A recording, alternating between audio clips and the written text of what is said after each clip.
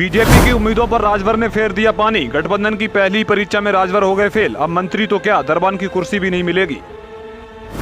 अखिलेश यादव ने 100 अंकों के साथ पास की पीडीए की पहली परीक्षा, लेकिन राजभर अपने ही करतूतों से धर लिए गए। अब ने ऐसे चखाया मजा। देखिए राजभर की कौन सी गलती पड़ी उन पर भारी और बीजेपी का कर गई सत्यानाश। क्या अब भी वही सम्मान राजभर को मिलेगा या फिर कुर्सी के लिए तरसते रहेंगे? सपा छोड़कर बीजेपी में जब राजभर पहुंचे तो ऐसे हवाई दावे किए गए कि हर तरफ सिर्फ एक ही शोर था कि इस बार बीजेपी फिर सपा को हराएगी। इधर अखिलेश यादव भी होमवर्क के बाद पीडीए की सफलता के लिए परीक्षा में बैठने वाले थे और राजभर की भी गठबंधन के बाद ये पहली परीक्षा थी, जिसके पास होने के बाद राजभर को योगी कैबिनेट में कुर्सी मिलने वाली थी। लेकिन यहीं पर बीजेपी और राजभर दोनों में चूक हो गई और अब हालात ऐसे हैं कि न तो राजभर को कुछ समझ आ रहा है और न बीजेपी वाले समझ पा रहे हैं कि इस पीले गमछे वाले का क्या किया जाए। ओपी राजभर को महू में राजभर मतदाताओं ने ही ठिकाने पर लगा दिया और राजभर का बड़बोलापन बीजेपी का बंडरधार कर गया। लोकसभा चुनाव 2024 के पहले सुवासपा के भरोसे पूर्वांचल की नैया पार करने की फिराक में लगी बीजेपी को घोसी की जनता ने बड़ा झटका दिया है।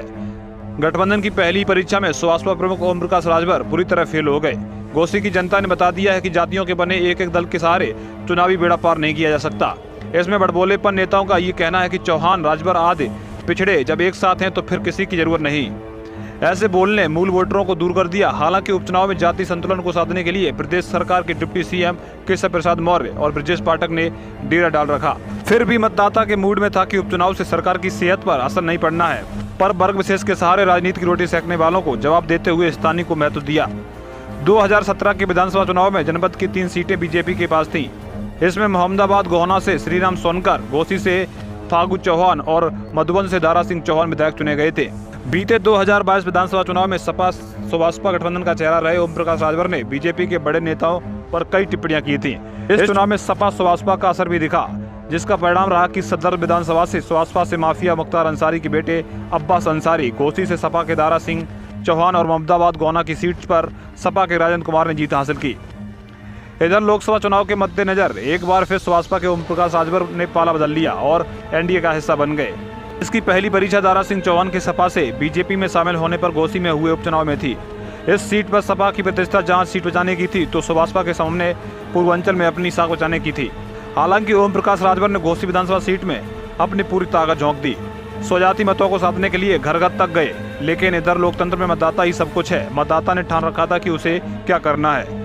शुक्रवार को आए परिणाम ने बता दिया कि लोकतंत्र में एक वर्ग विशेष के सारे नैया पार नहीं हो सकती। बीजेपी जितना पिछड़ों को साधने की कोशिश करती है उतना ही फॉरवर्ड क्लास ने छोड़ना शुरू किया और नतीजा सुधाकर सिंह की जीत के तौर पर सामने है।